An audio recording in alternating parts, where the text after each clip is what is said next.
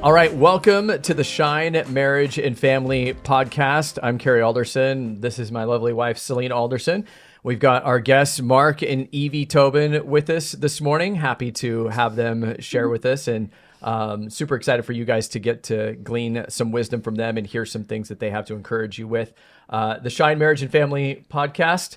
The theme behind Shine is really the family verse for us. 26 years now of marriage. Selena, what verse is it? Matthew 5:16, let your light so shine before men that they may see your good works and glorify your Father in heaven. That's right. And we believe that the marriage and the family is one of the ways by which God displays the gospel reality to the world.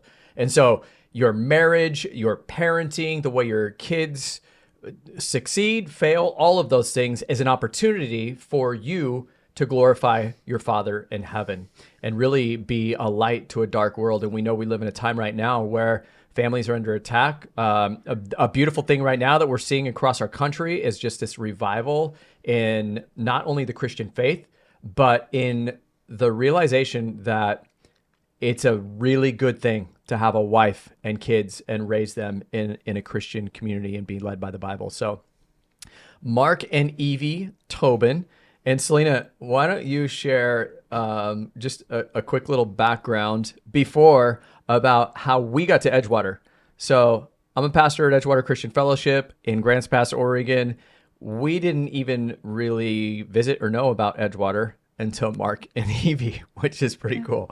Both of our oldest boys went to preschool together, and we became friends and had little play dates. And she said, hey, we're going to this really cool church. It just kind of started, and it meets at a school, and you guys should come. And I think at the time we were doing like a little home church in between churches kind of thing. Mm-hmm. And so we checked it out, and we've been here ever since. So thank you. Yeah.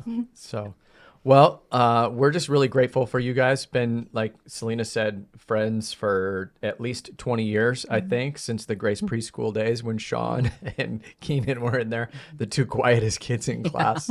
So why don't you guys give us a little background? How long you been married? Tell everybody your kids' ages, how you got to Grants Pass, a little background. All right. Hi, everybody. Mark and Eevee. We've been married since 1999, so 26 years. 3 kids, Sean, 25, Kylie, 22, and then Evan's 17. And the older two, Sean and Kylie, are off and married and living on their own, doing well. So we got the 17-year-old at home. That's awesome. Yeah, and then we've been in Grants Pass for 20 years this year. Yeah. It's going to be 20 years in March. So we lived in California for the first couple years of our marriage. Yeah. And then it's kind of a long story coming into Grants Pass, but it was a total act of faith moving from California, leaving your family behind. And then our kids were, they were 1 and 3 at the time. So we just had prayed about it, and we just, like I said, it's a long story, so I don't want to get into every little detail. Yeah. But long story short, we made it here and decided to raise our family here and start our family here. Yeah, moved here not knowing anybody or no connections, no employment transfer, nothing like that. That's incredible. Just complete faith. That is incredible.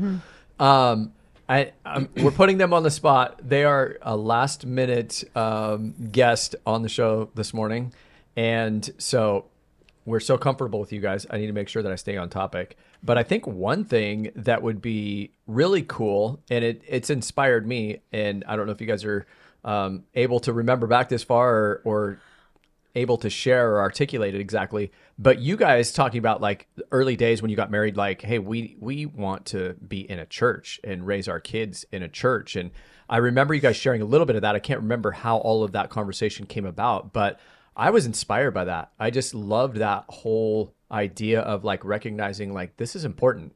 We need to make this a priority. And you guys have been some of the most faithful believers over the course of the last 20 years that we've had here at Edgewater. So you guys want to share a little bit about that conversation? Yeah, sure. So when we got married, we weren't attending church. We both grew up Catholic down in California. And it just was, what's the word? Not... we didn't connect. Yeah. with that background. And then once we had Sean, I think everything changed for Evie, and she was really feeling called to have a relationship. And to be honest, me, not so much. I was kind of like, oh, and so we tried Catholic church down there, and it was just not a good fit for us. I remember those days specifically where, we were there and we're like, what are we doing here? And then she did some research, I think through some of the moms groups or whatever, and we found it was a really tiny church, met like in a portable building, and it was really uncomfortable for me. But we ended up going. Everybody was super nice, and I'm pretty standoffish when it comes to that kind of stuff. But she's like, no, let's go, and so we kept going and ended up meeting people, and she wanted to do everything, like the Sunday night meal thing, everything. She's like, yeah, we're doing it. Yeah, we're doing it. Yeah. And I'm like, oh man, what are you getting us into? But it grew on me, and that's where our relationship with Jesus was born, so to speak, and started making that connection. Yeah, I would agree. And then it was just like a fire, like wanting to do everything. And there was like 30 people in total, right? Really small in the tiny church. And then we'd go like Mark said, to the dinners, and there'd be like only 10 people there, which would really kind of be like a home group now. But Yeah. I don't know if it was called a home group. It was just kind of new to us. So we're like, sure, we'll go. And got dug into the Bible studies and just dug into the Word and just went from there. And then when we and that's kind of where we prayed about like what we were going to do about our move when we moved. I really don't think looking back at that we would have done that or gone through what we did without having that faith, without building that foundation that we had with God. Yeah, absolutely. So, that story has always just inspired me. I love that when you see a couple that God puts on their heart this burden, like this is how we need to be living, and then you guys pursued that.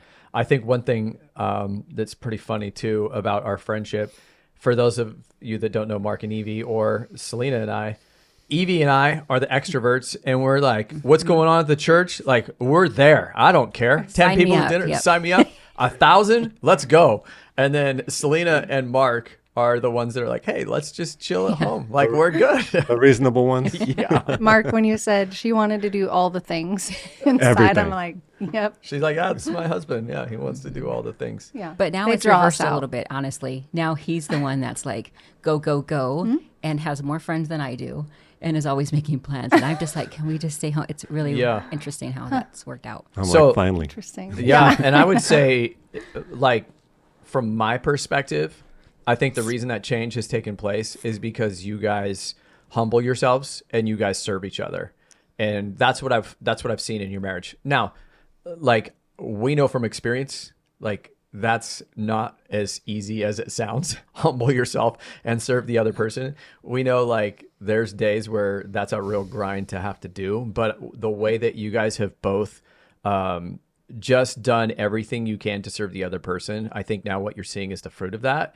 And you also have kind of like changed each other a little bit. Like you're saying, like, I'm good with just being home. And he's like, hey, let's go do all this stuff, So, I do think you have anything to add that's to that? an ultimate goal, I think, to just, you don't even notice it happening. You just become more and more like Christ and then more and more like each other. And you can finish each other's sentences and understand the other's perspective and live it out, not just understand it, but live it out. And Yeah, don't really even have to ask each other because we just Oh, already it's know. bizarre. Yeah. Like sometimes I'll be thinking something and she'll bring up that topic and I'm like, how'd you know that? Yeah, that's really cool. So what are some ways that you guys think that has unfolded, or God's kind of led you in that direction to where you've been able to serve each other? So we meet with so many couples and you watch and you're like, oh my gosh, like if you would just let this thing down, just set it down and just be all in on serving your spouse, you would have so much more than that one thing that you're clinging to. You want to hold on to this thing so tight. If you would just put it down and just serve your spouse, that would be nothing. You'd have so much more in your relationship. And so that's not easy to do. You guys, I'm sure over the years, you've kind of had to talk through those things. Have there been conversations that you've had or things that you've done that you're just like, this unlocked a whole new level for us? Well, I think rather than like one abrupt thing, it's learning and continually like meeting the needs of your spouse and like knowing when you absolutely have to die on the hill for something and when to lose that small battle to win the war, so to speak, and move forward. Yes. Sometimes you have to take a step back to move forward. Yep. But I think also is knowing what his needs are, because I could think I'm meeting his needs in one way, but it's not necessarily. It's like, well, that's not, and vice versa. He'll be like, but I did this. And I'm like, but that's not what I needed at the time. But his thought and his heart was in the right place. But if I let him know what it is specifically that I need, then, he's usually like really good about meeting that need, and vice versa. But if we don't know and we don't communicate, so I think it kind of comes down to communication, really knowing. Yeah, communication is huge, and like also you're always learning about your spouse, and like she's not always going to be the same, or he's not always going to be the same. Like things are changing, sometimes abruptly, sometimes slowly, sometimes you need to step back a little bit and take a new approach at it. And sometimes exactly what the right thing to say or do is. Yeah. And it's not it's a mystery, it's one of God's mysteries. Like, and go ahead. You're going to go through like frustrating times and times of great joy. Yeah, absolutely. Well, and also life throws you things that you're not prepared for. And so it's kind of like you're going out into the unknown together. And just kind of taking those waves and taking those things that happen, and you have to learn through those things too. Yeah, I think different times is easier, like when you're going through like raising the kids together, like we're not communicating as much because we're in separate directions. He might be taking one to practice and I might be staying home or we're just going in different directions. And it was a lot harder at that time to be able to communicate what his need. It was a lot of facial expressions and a lot of gestures at that time, really. Whereas more, it's like we can actually talk about it. So it was way different. There's an art to that nonverbal communication where you look at your spouse and then the other one's like, uh-oh. That is a distress signal that I need to make sure that I'm picking up on, And I think one thing too that a lot of young couples are still learning, and I think what they're trying to do is go, okay, do they really have my best interest in mind?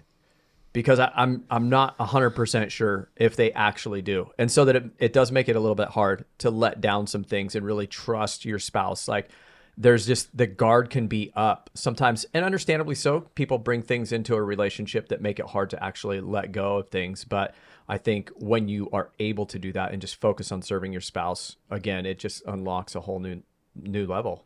Well, and like we tell couples all the time, you have to go into it knowing that, or believing that you are a team together on the same team fighting a real enemy. Rather than each of you against each other, you need to band together and fight the enemy because he's the one trying to rip you apart. It's not your spouse. Yeah.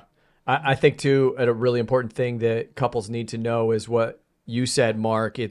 You said that you have to know them and study them, and that's 1 Peter 3:7. It says in 1 Peter 3:7 that husbands, you are to dwell with your wife in an understanding way. And so it's not just you're there to serve her, which you are, but you actually have to understand her. Like Evie said, like that might not have been the thing that I needed right then.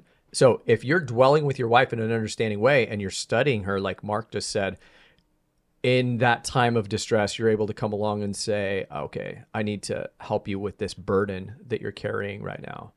So, yeah. And I think early on, the biggest mistake too is like, yes, it's great to serve each other, but it's a lot of pressure and expectations to put that on somebody else. So if I have a need that I'm really feeling really tired and I just want to go and, out to dinner, I don't want to cook that night. But then he's supposed to know that I'm tired, and want to say, let's go out to dinner. I have to say, hey, can we go out to dinner tonight? And he will for sure go, yes, let's go to dinner. But I wanted him to initiate that and say, do you want to go to dinner? And that doesn't happen. And then it's like, well, didn't he see that I didn't want to cook, Yeah. So that happened like a lot on, early on, wouldn't you say, early on in marriage. And then once we started like communicating, like, okay, I really, I had to learn, I think I had to learn the hard way of like, I need to let him know. And he would always tell me, well, how am I supposed to know that? Well, You see my facial expression, you know, but so that was Study one thing me. that's, Yeah. you know, Yeah, 'cause he can't know everything. That is a huge point. You know, it's not always just miscommunication in a marriage. A lot of times there's no communication or lack of communication in a marriage. And most guys are like, I'll do whatever you want me to do. I just don't know what that is. Yeah, and that's how he was. He was like, Yeah. basically, I'll do it. You know, you just have to tell me. But I'm like, I don't want to tell you. Yeah. But that I had to learn, like, that's just the way that's how he communicates. He needs me to tell him. I mean, obviously that's human nature now. Yeah. I know that now, but at the time. Yeah. I feel like that's the number one thing I hear wives talk about. I just want him to know. I don't want to have to say it. But like, that's such a great example. Or I just of, want like, him that's to not want how- to. Well, he doesn't want to. So, and that's okay that he doesn't want to. Yeah. Our How brains much are different. greater is it that he doesn't want to and still does? Right. Yeah. Right. How much greater is that? Like, I actually don't want to do this thing, but I love you. And so I will do that thing for you. And if you could get your mind to go, like, really what it boils down to is just be thinking in terms of gratitude and just like, okay, what can I be thankful for? I'm thankful that he doesn't want to do this thing and he's doing it. You know, he's not complaining. Now that's different. If you say you're going to do it and you just complain and you have a bad attitude about it, then I mean, a spouse shouldn't be happy with that. So I think, you guys do a really good job. I think you guys are we use you as examples all the time about how great your communication is and saying like, I need this from you right now. And in order to do that, both of you have to be humble. One has to be humble enough to say he doesn't see it. And I'm not going to beg him to like be studying enough right now to see it. So I'm going to humble myself in that and I'm going to communicate it to him. And then the other one has to be humble enough to say, okay, I missed that and you want it. So let's do that. So I just appreciate that about you guys. And then also not being like offended. Like I feel like in order to communicate and be honest, I feel like spouses maybe won't be as honest with each other because they're afraid of offending the person's going to be offended or whatever. But I think if it goes both ways, you know, like I could say something to Mark that would be, you would be like, what? You said that to him? That's so mean or rude. But I don't think you take it that way. You've already softened me up. Yeah.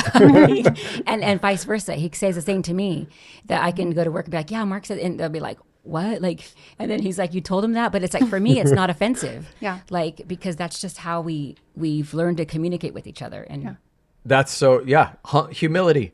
I mean, you want to have a great marriage, you got to bring some humility to it. And, you know, we actually had a funny moment the other night. This is not typical for us, but Selena was telling me something and we were laying in bed and I was super tired and it's dark and like lights are off and everything. We said goodnight and I'm trying to go to sleep and she's talking and I just went, okay, shh, shh, shh. While she's talking, I'm on shh, shh. And I mean, 20 years ago, that would have not ended well, and I wouldn't actually have done that. But I mean, started busting up laughing. 25 years later, it's like, okay, I get it. Yeah, we're tired, you know. You just say someone's breaking in. Yes. Shh, I hear something. And quickly go to sleep. Change the subject real quick. Yeah. No, Evie, that's such a great point, is just humbling yourself so that you can receive the message that they have. And again, it comes back to like, they love me. They want good things for me. They want good things for this marriage. So let's listen right now. Yeah. People may not know this, but Evie and I did daycare for a few years and way back when our kids were little. And so I can honestly say I'm a testament to like the realness, the rawness of what you're saying, because I saw it firsthand. I was in your environment, in your home for, years, every single day. And you guys did this one thing where you wrote down a list of your needs and wants. And I remember myself being a people pleaser and kind of being conditioned as a child to walk on eggshells and not really be honest about my feelings. I remember thinking, whoa, that's bold. Like, whoa. And they exchanged their lists. And that was like a turning point in your marriage. I remember it being a really successful turning point of like, we did this thing, we exchanged lists, and like now we're more on the same page. And I always held on to that example and wanted to be more like that, wanted to be more bold like that. And when he said we use that as an example, that's what he's talking about. Like, I'll suggest that to couples because I've seen it work in your marriage. I've seen you know, the success of what you're talking about firsthand, because I've been around you guys a lot. Yeah, and that was really a successul tool that we used too. And we didn't just make it up ourselves. We went to, I think we had gone to a marriage seminar or like remember the I forget what it was called. It was like a weekend thing. And so that was one thing that they were like, okay. And at that time we were like, okay, we're going to try this, try that, and take it all in. And I do remember when we were doing daycare there, I remember sharing stories with you about like things I would say or whatever. And I remember you kind of were like, what? And I'm like, is that bad? Like, I remember hearing that. So we joke, and we've joked on here before. I was actually a football coach and basketball coach, and she's a middle school counselor right now. So we'll joke that we're the counselor and the coach, and that's our marriage and that's our parenting background. So I'm the coach, and it's like, here's what needs to get done. Let's get it done. Here's how you do it. This is it. Execute the plan. Win the game. She is the counselor where she's going to listen and she's going to process, and then she's going to offer some things, and there's this dialogue and there's this back and forth. Let's talk about what would happen if we took that approach. Let's play through these scenarios, you know, and she's not like the lovey-dovey, feely, like just emotional type counselor. Like she's very like solutions-focused counseling for sure. But there is a difference in the way we could communicate. And when she told me you guys did the listing, I was like, that is so brilliant. But I know she's not ready for that right now. That would not work for us. Yeah. So. Yeah, and we still, I mean, we don't write a list today, but we do talk about like, you know, our wants and our needs. Like they change. 15 years ago is different than what it is right now. Yeah, for sure. Yeah. How have they changed for you guys? That's some good journalism right there on the spot. Yeah, I think more so like as we've aged, like just the different seasons we go through. So like our wants and needs were more like maybe more domestic back when the kids were little, you know, like I needed time. I needed your time there to, you know, do this while I'm making dinner. And then now it's more just like we don't have those demands anymore of like, you know, we can kind of eat what we want when we want. We don't have a set time for, you know, it's a little more not as structured. More relational. Yeah. So definitely we can, it's more just, I would say, honestly, maybe it hasn't, now that I'm thinking about it, it still is kind of time a little bit. Like we want more time together. Yeah. But we don't need it as much. Whereas before we wanted more time. Does that make sense? Yeah. We needed more time. You know, as the kids are small and you start out as a married couple, have kids, and then the focus really goes kid direction, you know, and then you're doing all this stuff for the kids, and you kind of you have to be careful with that because you can really drift apart if you're so focused on the kids, you know, and don't nurture your marriage. And then, you know, they go off to college and get married and move out, and it's kind of like there's an emptiness now. Yeah. And it's like, we don't really know what we want, like, you know, at this point. It's like, because we're so kid focused and busy, and now that's gone. Yeah. So it's like, you know, kind of there's a void. Yeah. But I do feel like we're having fun kind of trying to figure that out. Like we are like, we can do this now, or we can do, you know. Yeah, it's definitely a new chapter. Yeah, it's been fun. It is a bittersweet season for sure. Yeah. Because you're like just devastated that your kids are out of the house, that you've invested all this time in, and you guys are so close to your kids, you know. And then the beautiful side is you're like, oh my gosh, we have time to do this. Like the other night, it was just a weeknight, and we were just like, do you want to go get some Thai food? Like we were dating or something. We're like, yeah, I mean, I guess we don't have anything going on. Like there isn't a practice to take anybody to. Like we don't have to cook dinner for anybody. There's no plan to be made right now. Like, let's go do it. Yeah, you know? No, you're right. You have to start dating again, which you're not used to because, you know, it was different, and you know, so. Well, and I think what you said too, I think like Mark's always put our marriage first, and I always put like the kids first.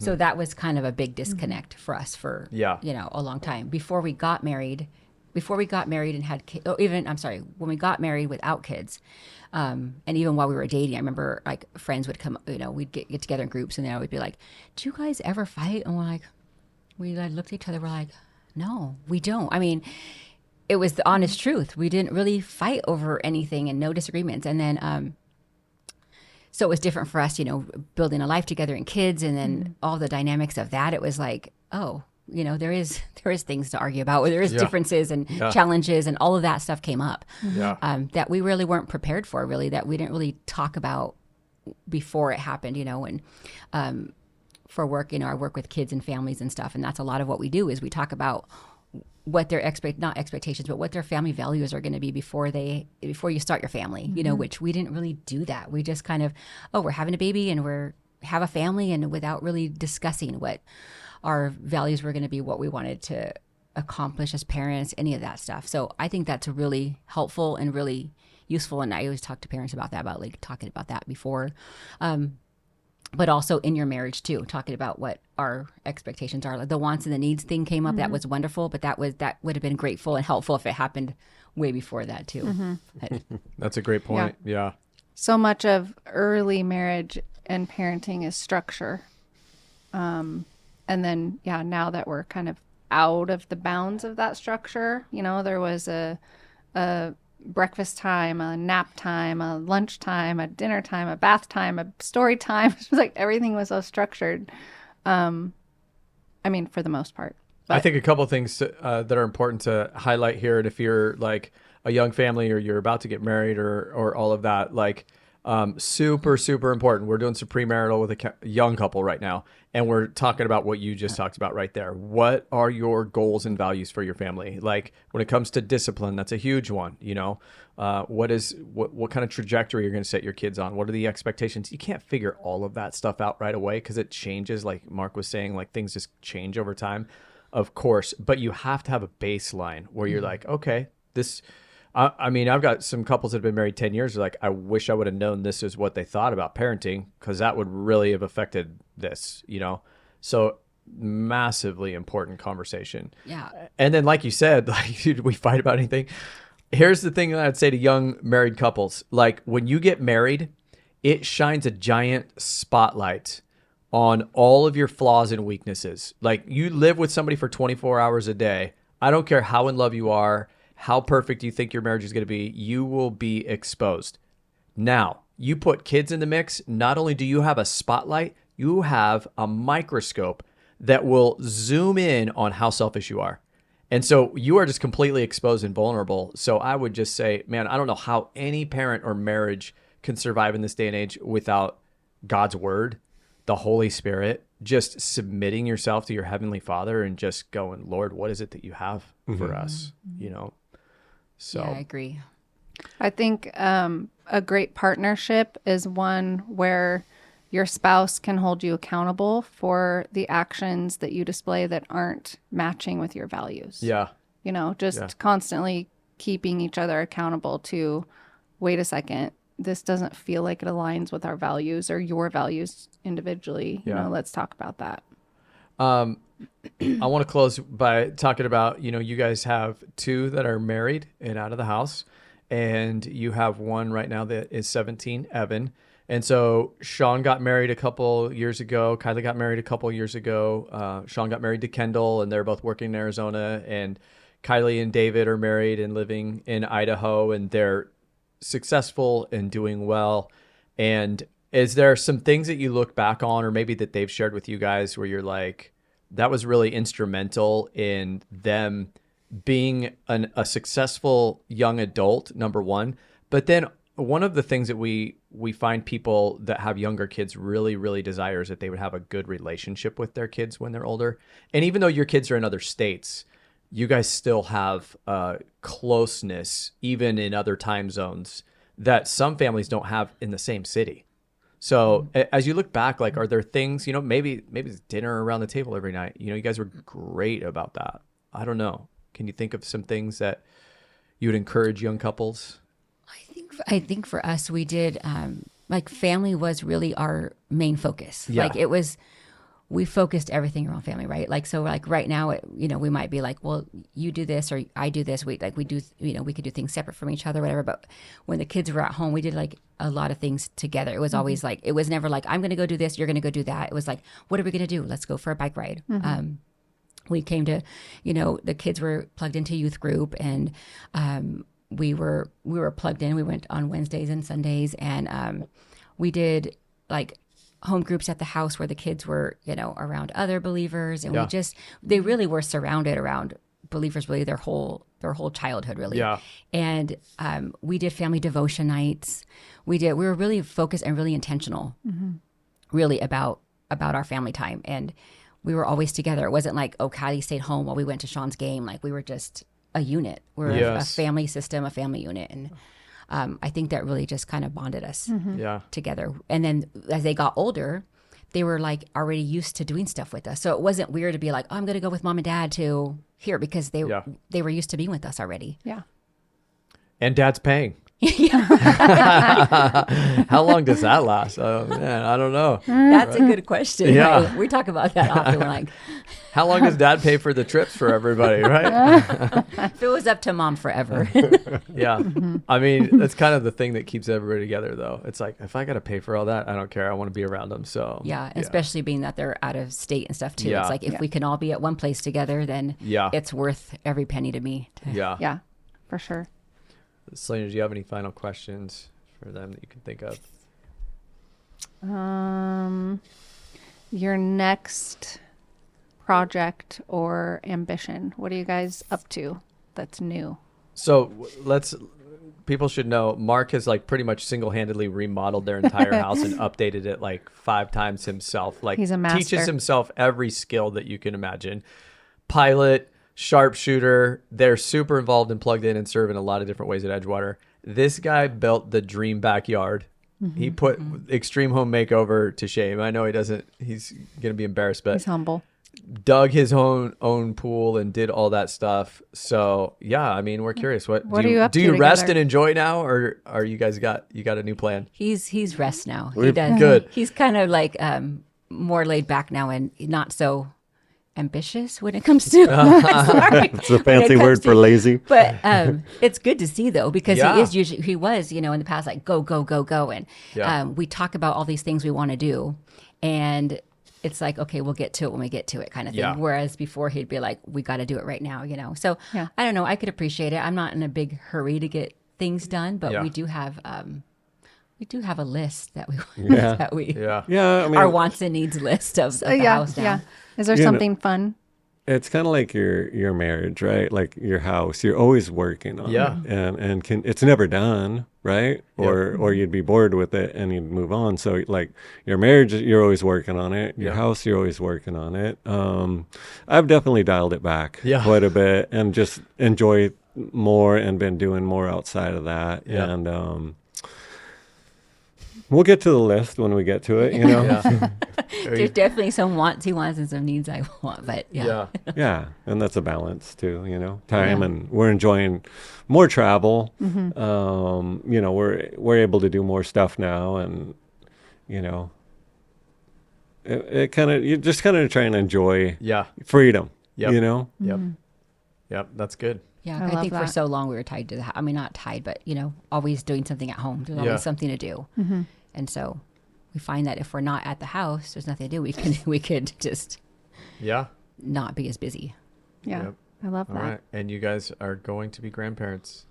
For Yes, the first yeah. time. When you asked like what's new, I'm like, well, that's also a new kind of chapter Very for us. new. Like we're parents and now we're going to be grandparents. So, I talk about it all the time, and we talk about it. I don't know what that's going to look like yet because obviously they live in Idaho. But Mark made a joke when we found out. He's like, well, I guess we're going to sell the boat. And I'm like, what do you mean we're going to sell the boat? We're not having the baby. They're having the baby, He's Grandpa's got to have a boat. He's like, you're going to want to be there all the time. And I'm like, Oh yeah, any opportunity, not take the boat. She's going to want to go to Idaho every weekend. yeah. So. And I'm like, well, okay, I guess you're right, but we're not selling the boat. Looks like we're moving. Don't sell the boat. Yeah.